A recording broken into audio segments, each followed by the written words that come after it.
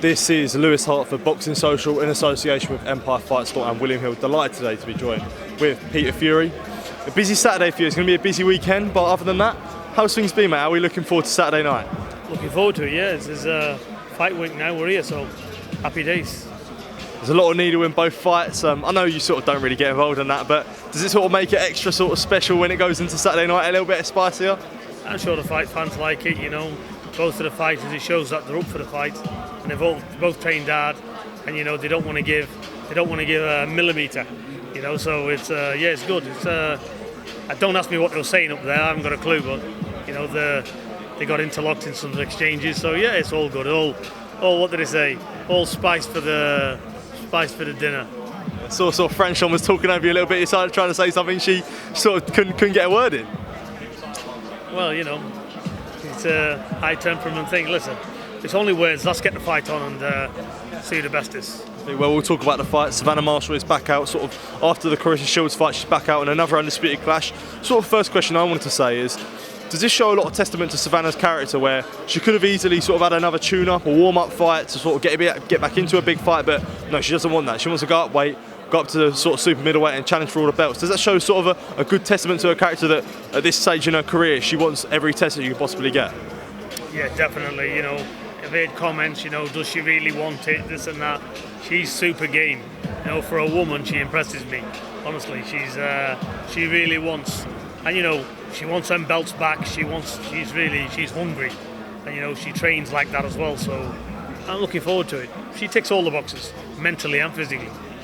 She sort of said after the Shields fight, she sort of took a lot of time out of the gym, took a lot of time off.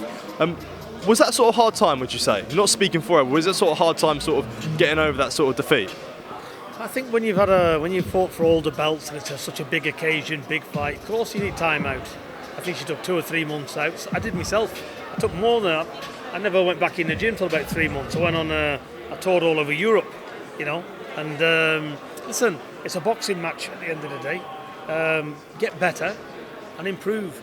We looked at it. She's worked on all the flaws, what she feels that she didn't get right, and myself included, and she's worked on them.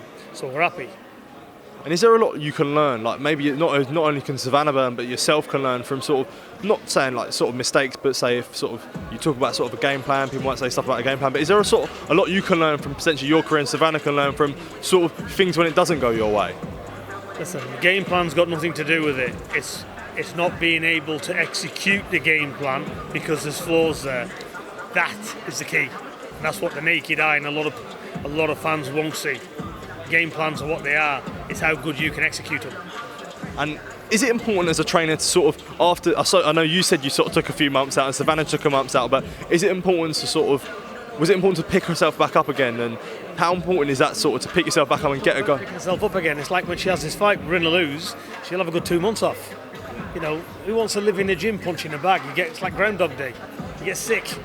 You know, all she needs to do is tick over in her own little gym somewhere where she lives. Yeah, and I'm only interested in strictly business. Come and see me when a fight's made. Yeah, then get in the gym and we'll do our thing. So that's it. That's a good thing with experienced fighters. It's different with fighters who's coming through and they're at the beginning stage. Then yeah, they need a lot of work. But at this level, it's not. It's about sign the contract, get in the gym. That's it. Another thing you said there, which sort of raised a lot of interest in me, is you talked about the sort of 50-50 fights that are bringing something out of you, and some fighters have that thing, and sort of people you've worked with before. How important is that where when the going gets tough, when you have to go to the deep waters, that's when your true character comes out? How important is that to have as a fighter? Well, it is. You know, things explode under pressure. It's how much pressure you can take.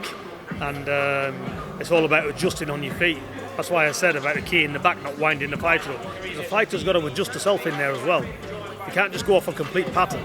You know, they've got to take what you say, digest it, and being able to diverse in there while it's ongoing. You know, that's an elite fighter. Is there much of that you can train, would you say, or is it just built in you?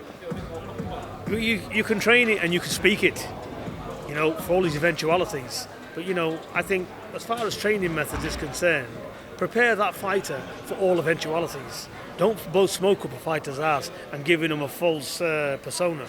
You know, be real, and tell the fighter of all the slip-ups.